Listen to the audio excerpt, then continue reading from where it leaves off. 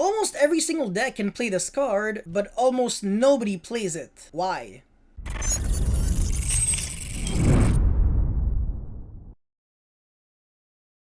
So Secret Village of the Spellcasters is a field spell, meaning that it is searchable by terraforming, and the effect basically reads, if only you control a spellcaster monster, your opponent cannot activate spell cards. If you control no spellcaster monsters, you cannot activate spell cards. Now you might be thinking to yourself, I don't see how this card can be relevant if you specifically need a spellcaster to make it work. Well, if you watched my video about Deck Devastation Virus, you would know that there are always several ways of making anything work. It's always up to you and your imagination, and in this situation, the Link Toolbox is our best friend. I can just think of so many generic Link monsters out of the top of my head that could turn on Secret Village of the Spellcasters, such as Relinquished Anima, Wee Witch Apprentice, Alistair the Invoker of Madness, if I recall correctly. These monsters are super easy to make, and they are spellcasters, so granted you have a way to protect them, Secret Village of the Spellcasters is going to stay on their field for quite a while. Heck, even the freaking Charmer monsters that you would want to summon in your deck in so many situations anyways, and Selene and Dragoon on top of that are spellcaster monsters, so sometimes you summon spellcaster monsters without even realizing that they are spellcasters. You just think to yourself, it would be great if I just had a searchable Imperial Order on top of it, right? Even going second against Sky Striker, this card is gigantic. If they have a bunch of Widow Anchors and Shark Cannons, it's even better than Imperial Order in that context because you can safely OTK them going second, whereas with Imperial Order, not really, because you have to set the card first and make sure that it successfully resolves. And also, if you are going first with Secret Village on top of your full combo, your opponent can't even use Cosmic Cyclone or Twin Twister to your Secret Village, whereas Imperial Order, when you flip it, your opponent can't chain Cosmic or Twin or whatever in order to beat it. Now, the one counter argument to Secret Village is actually an argument that I used to make it look better, and that's the fact that everybody had access to spellcaster monsters, which means that Secret Village is easier to play, but it also means that it is easier to counter, since as long as you control a spellcaster monster, you have absolutely no reason to be afraid of Secret Village, because it means that you can still use spell cards, and if your opponent, so the user of Secret Village, does not have a spellcaster, he's going to be completely locked out of using his own spell cards. So if you can just kaiju or just out the spellcaster monster, especially if your opponent only has one, then you're in for a treat. Like, imagine your opponent had to waste one card to use the Secret Village, and on top of that, the other spell cards that he might have, like Forbidden Chalice, Forbidden Droplet, and all those other spell cards, they just do nothing now, and his follow-up turn is going to be infinitely worse. Every single time I make these card review videos, the point is always to kind of put light on the positive and the negative aspects of every single card, instead of just trying to hype up a card and tell you to buy it, because obviously this is not my intention. At the end of the day, Secret Village, is it a card that you want to play in every single deck, in every single side deck? I don't think so. I think it's the kind of card that you should kind of limit yourself to a certain amount of decks that kind of utilize the card maybe a bit better than others. I can think of Shuttle, Invoke Dragma, and Altergeist, which are probably the two most competitive decks that historically have been using Secret Village of the Spellcasters, but even for the more roguish strategies like Magistus and Dark Magician, we can still see Secret Village doing quite a lot of job. Now, don't get me wrong, the card can still be really, really good in non-spellcaster based strategies, because I'm pretty sure, I think Gabe Marini in some YCS, I think maybe Dallas, managed to top the YCS, I think top 8 or top 16 or something, with Spiral, just by using Secret Village in the side deck with, I believe, the IB generic Link 2 in the extra deck. On top of making your full Spiral combo, you were also ending with Secret Village, and the opponent literally just could never break the board, which was really nice. But this is just one of several examples of the utilization of Secret Village of the Spellcasters. I don't know what you guys think of the card. Let me know your thoughts in the comment section below. Don't forget to like and subscribe, and I'll see you guys next time. Peace.